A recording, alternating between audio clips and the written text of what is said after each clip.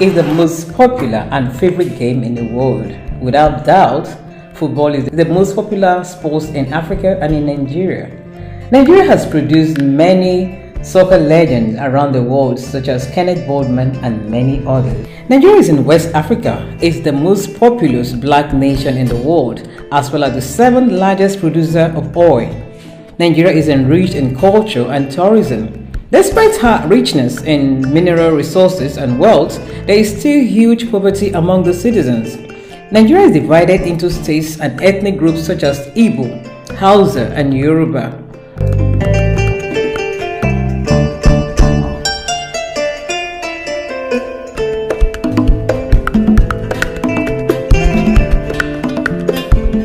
The Igbo land is in the southeastern region of Nigeria, which has produced many legends like late Nnamdi Azikiwe, the first Nigerian president after independence in 1960.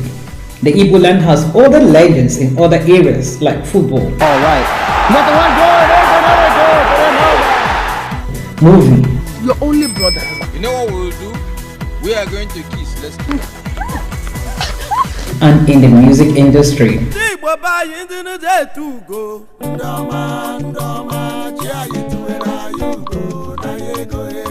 Nigeria is known for many sports, of which her main sport is soccer or football, as it is popularly called, in which she had won so many cup titles across the globe. Nigeria soccer has also produced well-known football legends across the country and in the international scene. People like Christian Chukwu, Emmanuel Okala, JJ Okocha, Segun Odegbami, Kanu Nwankwo, Finidi George, and Kenneth Boardman, just to mention a few. ENUGU, southeastern part of Nigeria, is the home of the most successful and celebrated football club in Nigeria and in Africa, the Rangers International Football Club.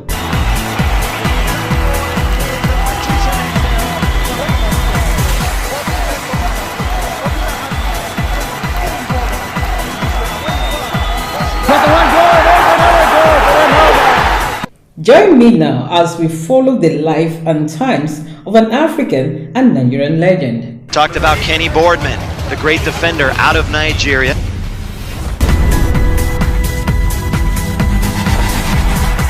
It's a good one. It's a goal. It's a beautiful goal. Kenneth Boardman has made it two for Rangers here. Wow! Praise the Lord! Hallelujah! Praise the Lord! Such a beautiful, handsome boy! Oh my God! Wow! I have a name for him. What name? Kenneth Okechukwu Boardman. That's a lovely name. Thank you.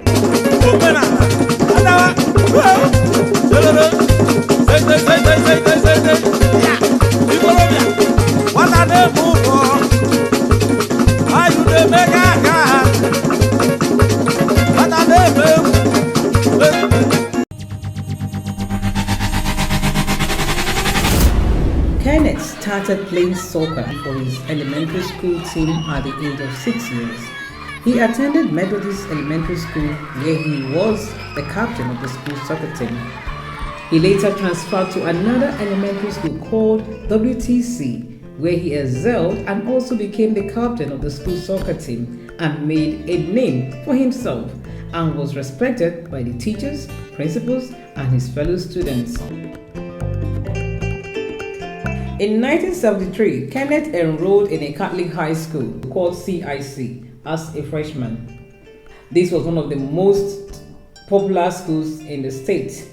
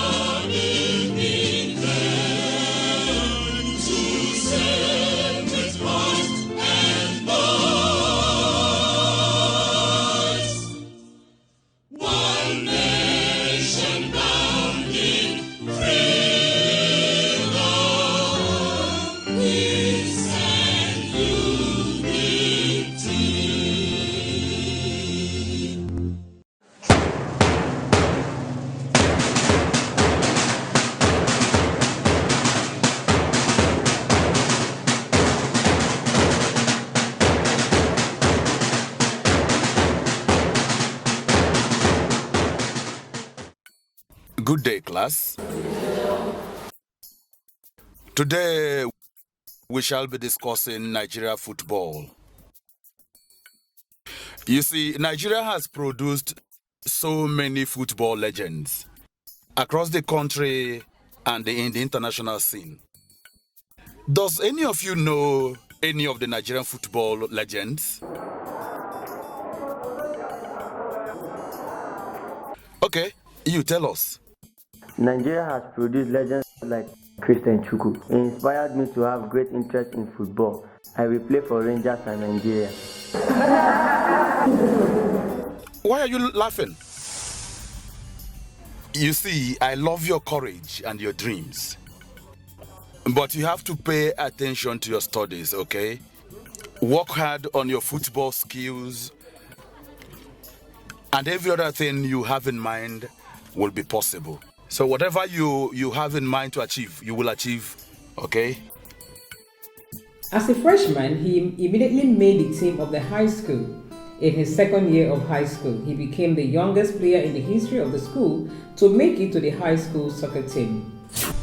Coach, what do you think? Am I good to go? Yes, you have what it takes. If you have the determination, the skills, hard work, and aggressiveness to succeed in football. Just believe in yourself and work hard. Success will be yours. Let's go, boy.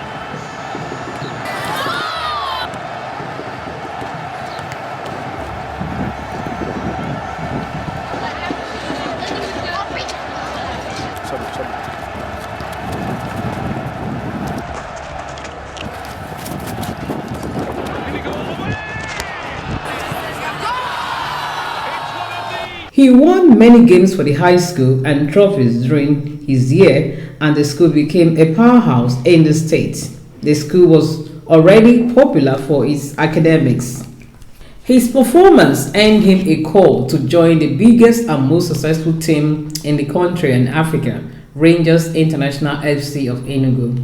Welcome, Mr. Boardman. Welcome, Ken. You can sit. You see, everybody that was in the field today saw how the game went. Your son, Ken, made us very proud by helping us win a very important trophy. When I was in his class earlier today, he said he was going to do it, and he did it. I am very proud of him. Yeah, he is an intelligent hero. Some Rangers officials that came today are very much interested in him. That's a good news. Very good news. At his young age and the youngest in the high school team, he became a star in the school and in the town. He helped the school to win city and state titles. He was invited to the state team where he excelled and became a star. His performance earned him a call to join the biggest and most successful team in the country and Africa, Rangers International of ENUGU. Rangers International FC is the best, most popular, famous, prestigious football club in Africa. Rangers have won many trophies and awards, more than any football club in Nigeria and Africa. Kenneth signed for Rangers in 1979. Traditionally, when you sign for Rangers, it takes about 2 to 3 years for a new player to make the first team of Rangers International because of the competition among the top players. But Kenneth was the youngest player who signed and made the team within few months. Kenneth won many trophies and awards with Rangers. Within 5 months of signing a contract with Rangers International in 1979, Kenneth was invited to join the Nigerian national team, Flying Eagles, with late Stephen Keshi, Adekoke Adelabu, Lukman Ocean. In 1980, after Nigeria won the African Cup of Nations, he was invited to the senior national team, the Green Eagles, which is now called Super Eagles. He played many games for Nigeria, both at home and international. He played games for Nigeria at Brazil, England, Norway, Iceland, Portugal, Kenya, Ghana, Libya, and Egypt. Ken's football success from elementary school to high school, to state school, to Rangers, to Flying Eagles, and to Green Eagles was phenomenal and impressive. It was a great story to tell. His peers and fans were impressed but not surprised because of his level of focus, performance, passion, hard work, and commitment to the game. While having successful and impeccable seasons with Rangers and Nigerian national team, the Green Eagles, Kenneth received 4 years athletic scholarship from Alabama, A&A, through Udemba, former Vasco da Gama player and Nigeria international who graduated from A&M, and University of San Francisco in 1982 through Andy Atuegbu, former Mighty Jets of Joes player and Nigeria international who graduated from University of San Francisco. I left Nigeria on September 1983 to the United States. I could not believe my eyes when I arrived at the airport. The number of people that came to the airport to see me off.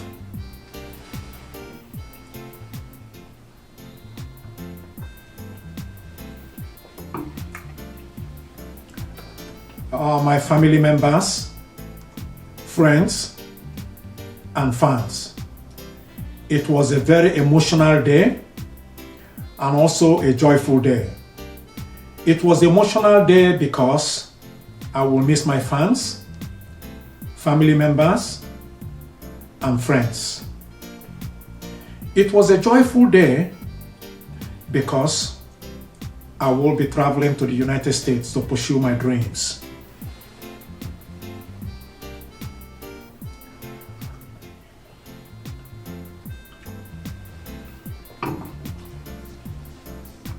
I was also amazed to see traditional dancers that came to the airport to perform to see me off. It was just beautiful. The dancing, the people were enjoying and having fun. It was like a celebration.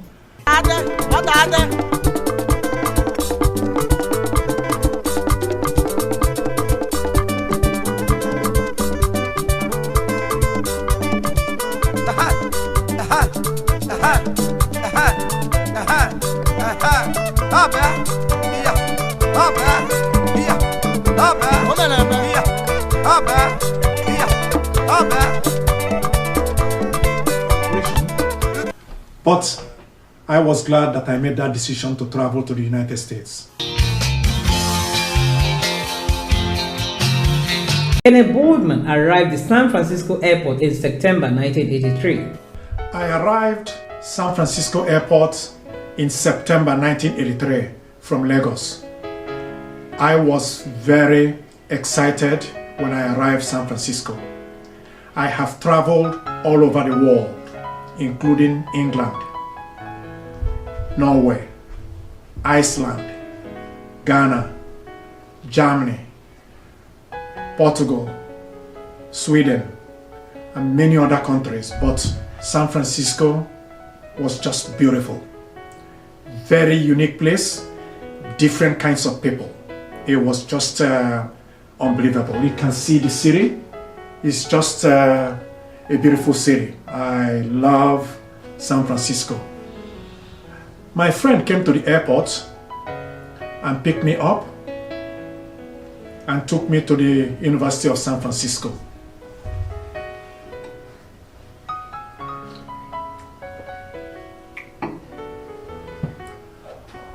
When I arrived at the University of San Francisco, we went to Steve Neguesco's office to meet him. And that was the first time I was meeting him because we've been communicating through mail. At the time, there was no email or Instagram or Facebook. It was just straight mail. And so it was really amazing, the first time I met him. He gave me a big welcome. And we sat in his office, and he started sharing information about the school, about practice, about education, and he started educating me. Immediately he took me, like his son. He was just like my father, and I was so happy and excited to meet him. And unfortunately, he just passed. And that was the saddest day of my life. He was the guy that did everything for me, brought me from Nigeria, took care of me, including the wife, Mercedes. These people took care of me. It was just unbelievable. So when he passed, it was like I lost my father. It was a big deal. When I came, both of them, Steve and the wife, made me comfortable, provided everything for me. Coming into a new country, I didn't know anyone, so they took care of me, made me feel very comfortable, and it was just unbelievable.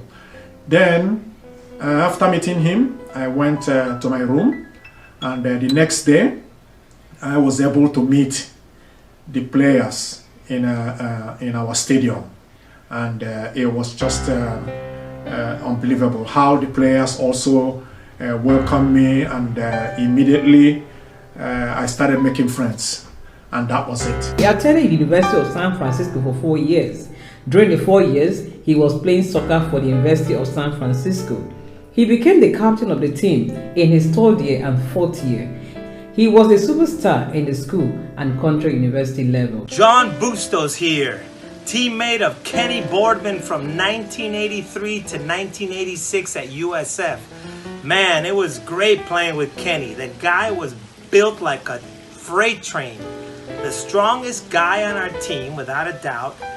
Kenny coming from the youth national team, then the national team of Nigeria. Now, but Kenny, it was a pleasure playing with you. We had some spectacular games, being a top national team in the U.S. at the time.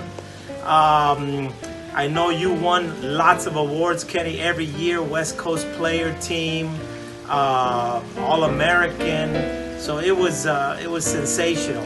We had a great time on the field, big success. Kenny named me the King. I've always had that name, the King, I think because I motivated, helped organize, helped keep the group together and moving forward. But Kenny was the rock on the field. That guy, you couldn't stop him. Solid, good skills, super strength, speed. At practice, I tried to kick the living daylights out of this guy sometimes, and I end up hurting my own leg trying to kick him. So yes, this was a great time.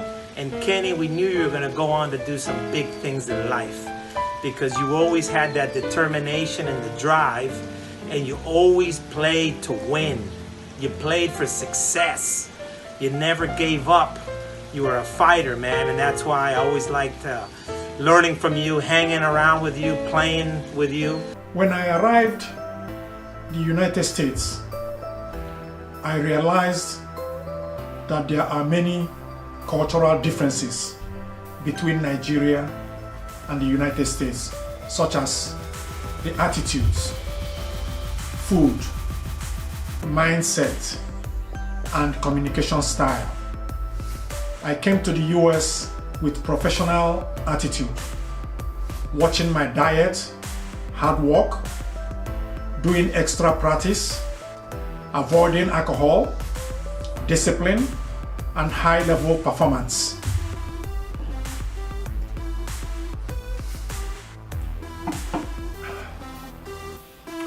After my arrival, we had an important game against our rivalry, UCLA.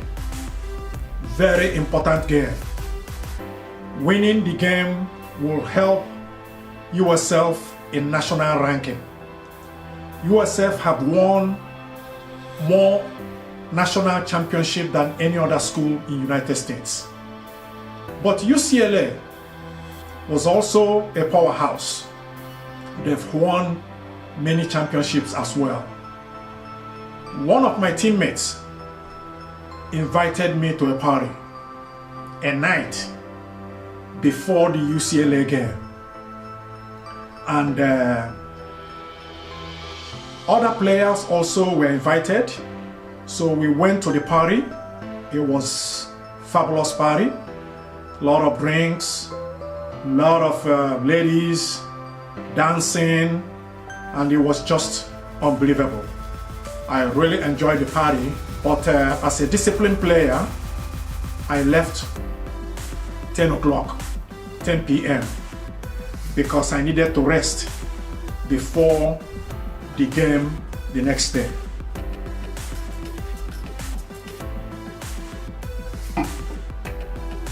But about few of our players came back 2 a.m. in the morning, and I was not very happy because of my mindset and my professional attitude about the game. And the next morning, I went to my coach, Steve Neguesco, and shared what happened. And typical Steve, he said, "Kenny, you need to understand that there's a reason why I brought you. I heard so much about you.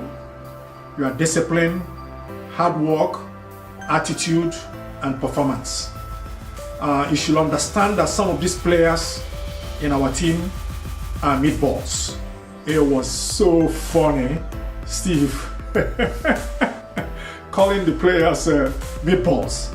He was just trying to tell me that there were players who were not serious at the time, although they were in the team, but there were also players that were serious. And he also said that they should use their head and understand that we had important game, which means that they should have gone home from the party earlier, like I did.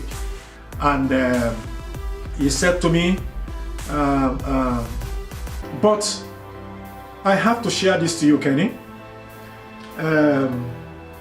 Winning championship is very important to the school, but I should also understand that that I was there also to get my education, enjoy myself, and of course win championships.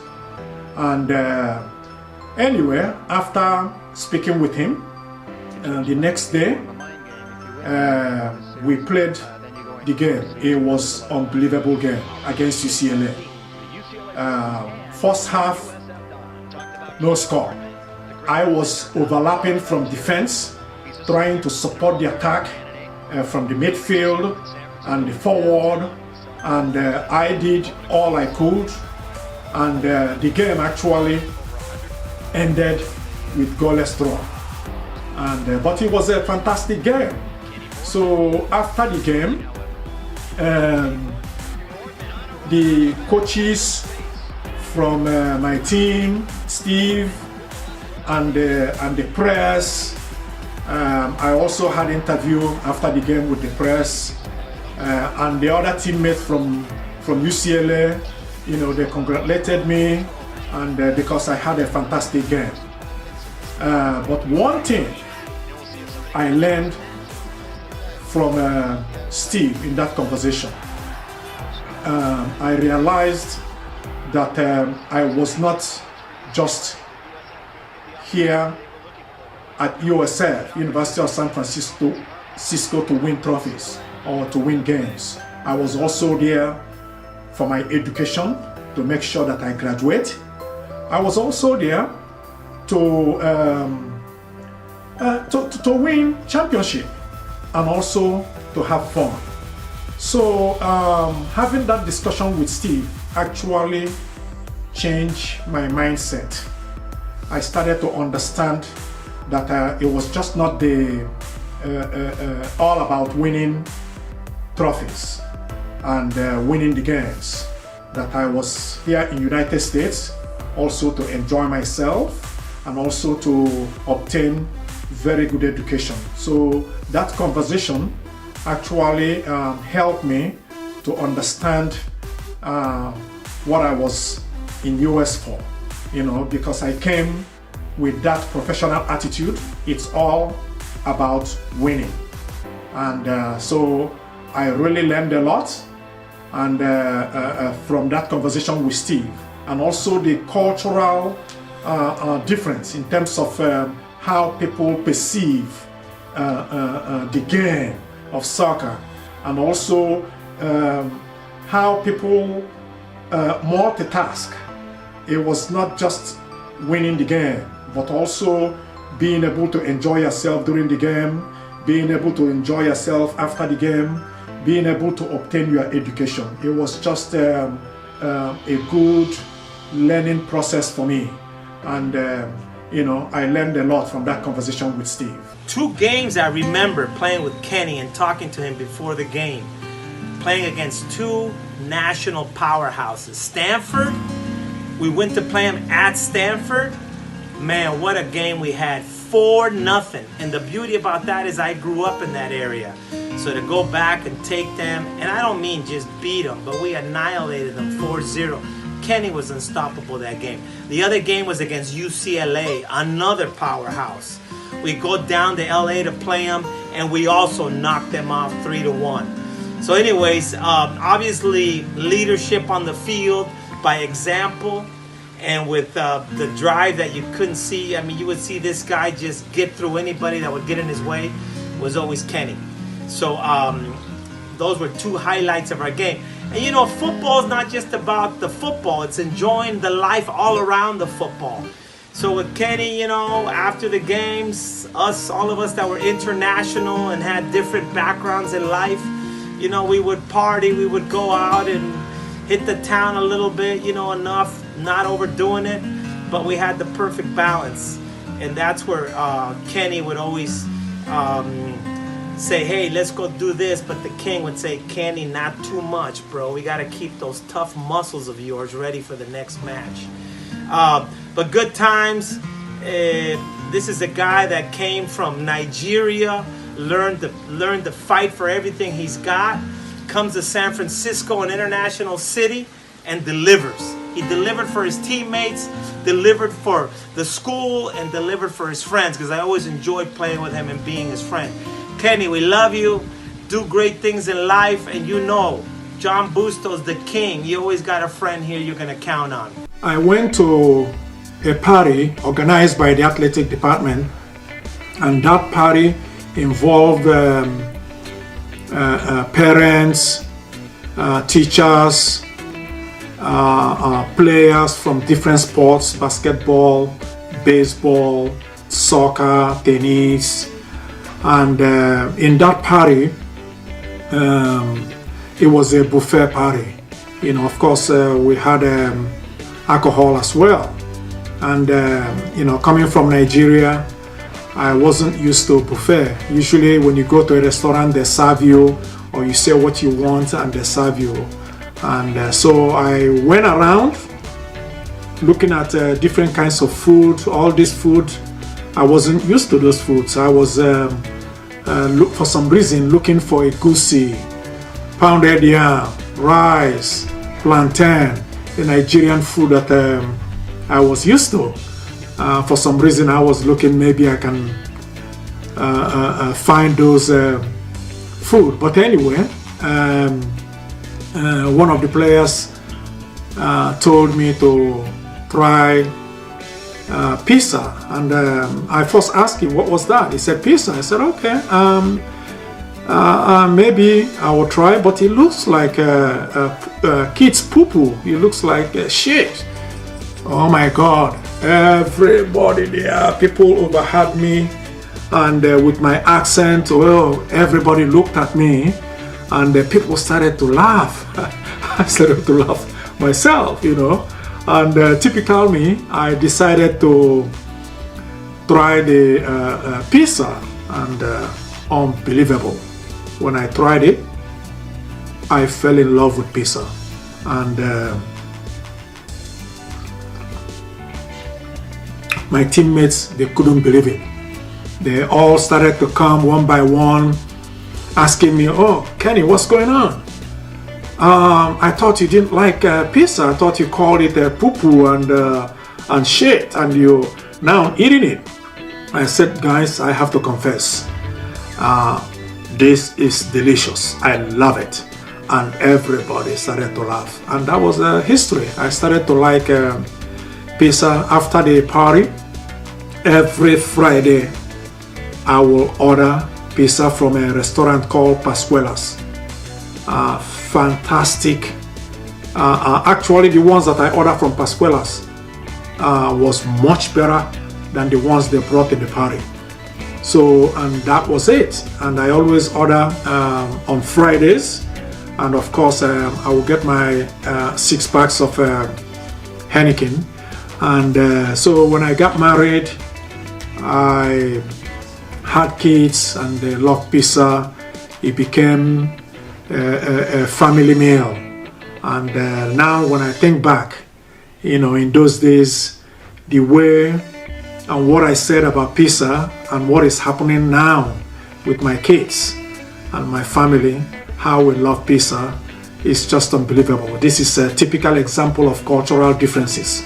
When you go to a certain country, they have certain kind of food, and it's always a good idea to try something new, something that you're not used to. So that was history. Kenny, we were living the dream, playing soccer in San Francisco at a world-class university. Look at this. 1983, Kenny, our stadium in the program. As you can see, there we were. 2 partners in crime, Kenny Boardman, John Bustos, right next to each other, tearing it up. Great times, Kenny. That was us at USF, playing soccer, becoming super smart athletes.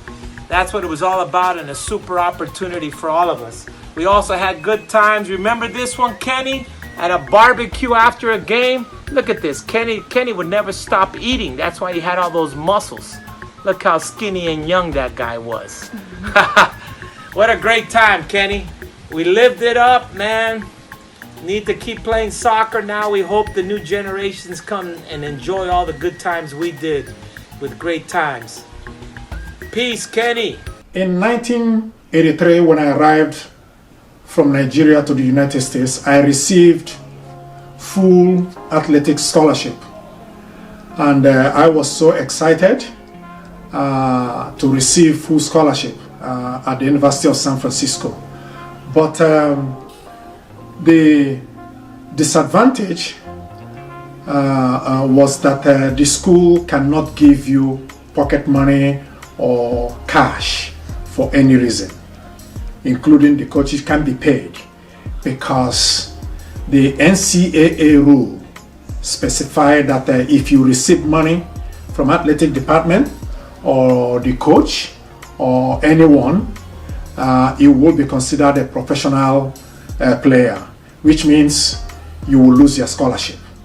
So, of course, I was so grateful. The scholarship, it's what everybody dreams for.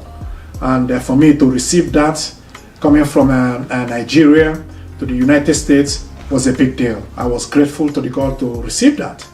But anyway, I came into the country with $1,000. And at the time, I couldn't get a job because I didn't have papers to work. So the $1,000, I used up some of the $1,000 to buy a few things, and you know, for my room and other few things that I needed. But fortunately, I met a beautiful lady, and at the time, and she wanted us to go out, and I wanted to go out as well. but I didn't have money. And I couldn't tell her that I didn't have money. Then I kept on postponing the date because, of course, my culture, the man pays for the date, not the woman. Although in this country, it doesn't matter the man or the woman can pay. But back in Nigeria, the cultural difference is that in Nigeria, it's the man who have to pay. It's just what it is, and it's just the culture.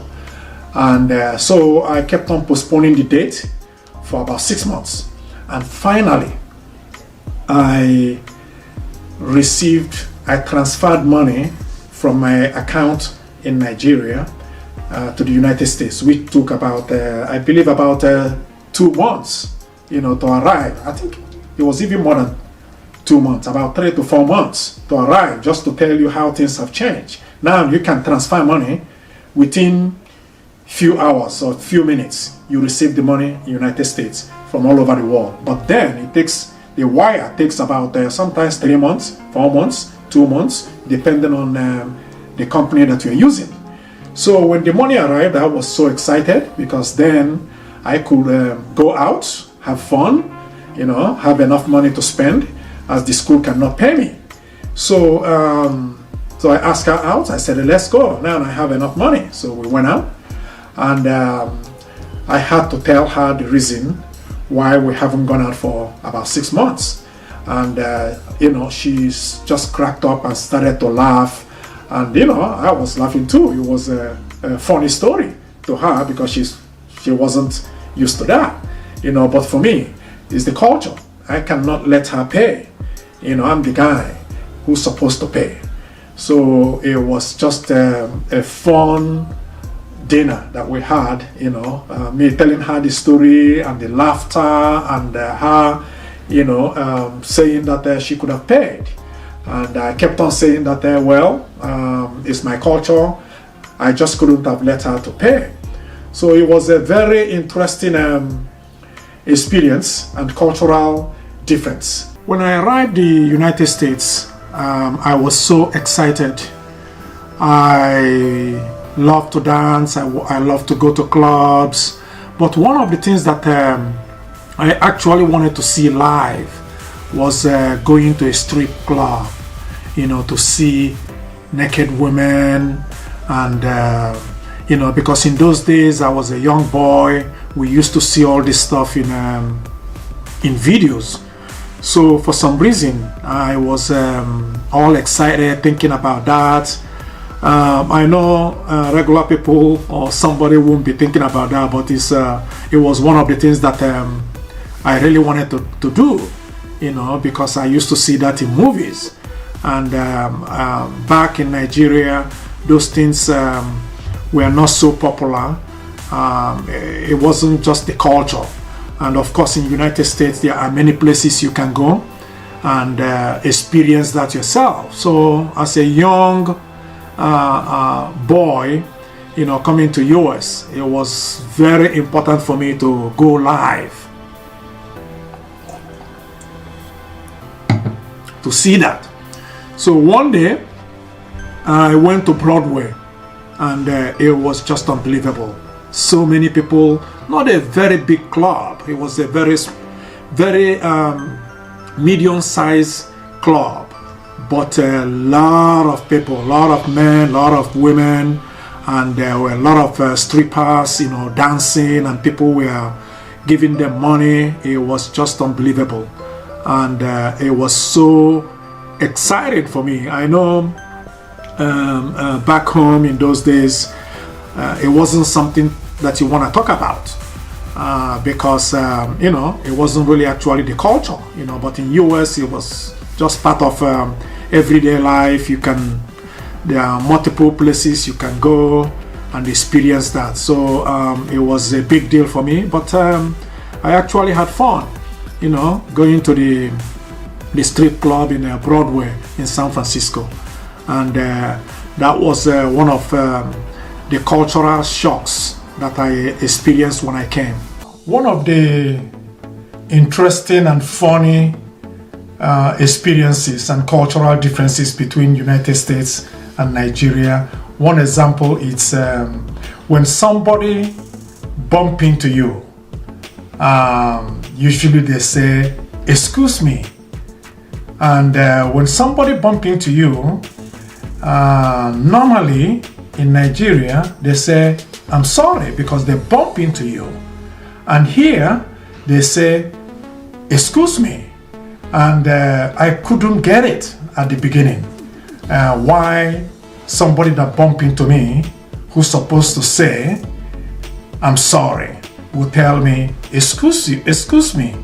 And it was just so funny. I couldn't believe it, you know. But these are some of the things I've been talking about, that it's very interesting when you look at the different cultures and the different mindset, how they say things and how they do things, and it's just amazing. And so this is one of the differences that at the early stage I struggled with it, and after some time I started to understand that's how things are here. Whether it's right or wrong, it's not the case.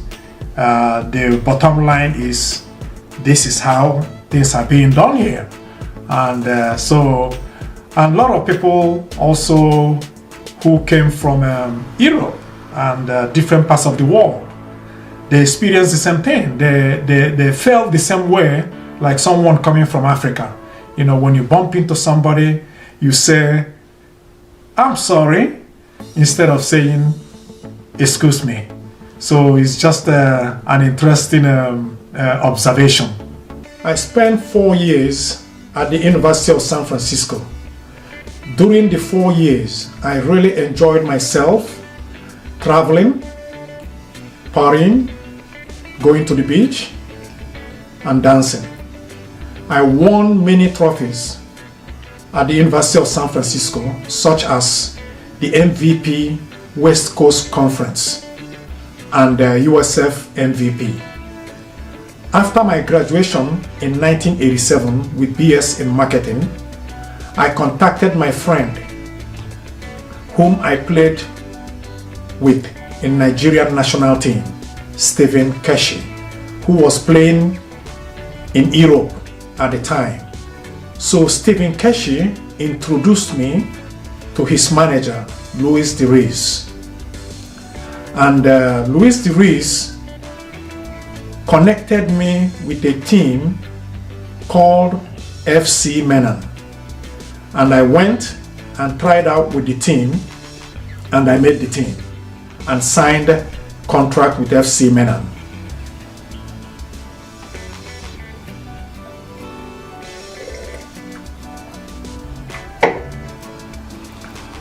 After playing for FC Menan for 4 years, due to my age, I decided to come back to the United States to get my MBA and MS from Golden Gate University. During the time I was getting my MBA and MS from Golden Gate University, I signed a professional contract with San Diego Nomads in American Professional Soccer League, APSL. I was actually at the time living in San Francisco while playing for a team in San Diego, and the team was actually flying me from San Francisco to wherever we have game at the time. For example, to Seattle, New York, San Diego. So I played for about 2 seasons for the team. And after the 2 seasons, in 1996, the US Soccer Federation was trying to start a professional soccer league called MLS.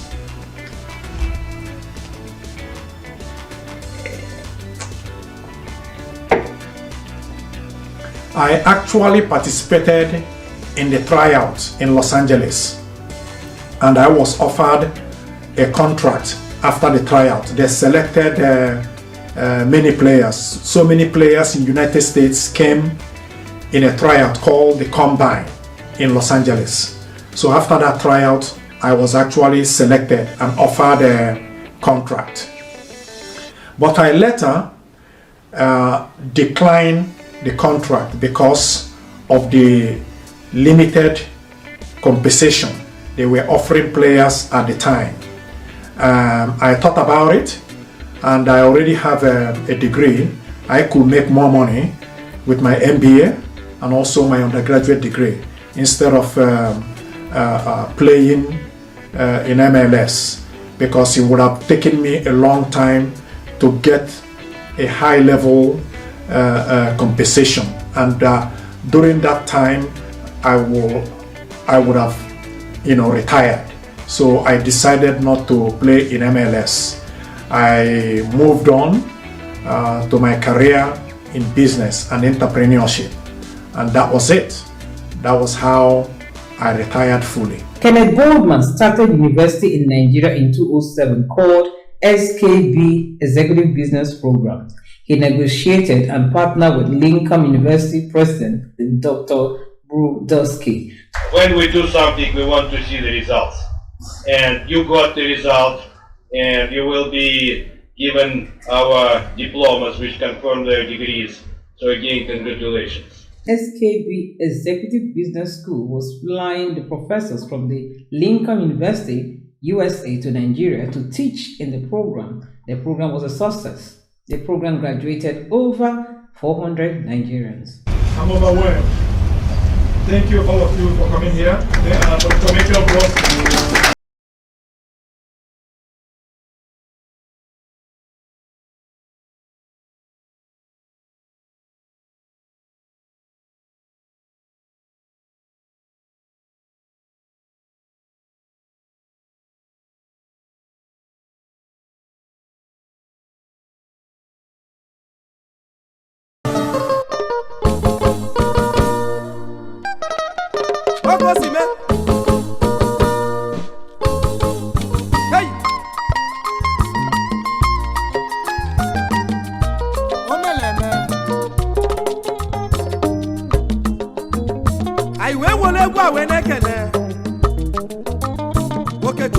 Kenneth Godman alias SKB Onyeze Ezi nwanchi gozila agozinu Odogwu Okolobi ọkụ na na-ekene Asị na Chukwu na-eme eze Onye chi mere eze ga-abụrịrị eze Eziokwu ka mmadụ ama nne ya nụ Maka na ọgaranya si na chi maka na ndị kpọgara obodo oyibo karịrị akarị a ga-ekwu onye ghara ibi ya ndị kpọbịa Amerịka SKB Okechukwu Bodman ije ịma na eze si na chi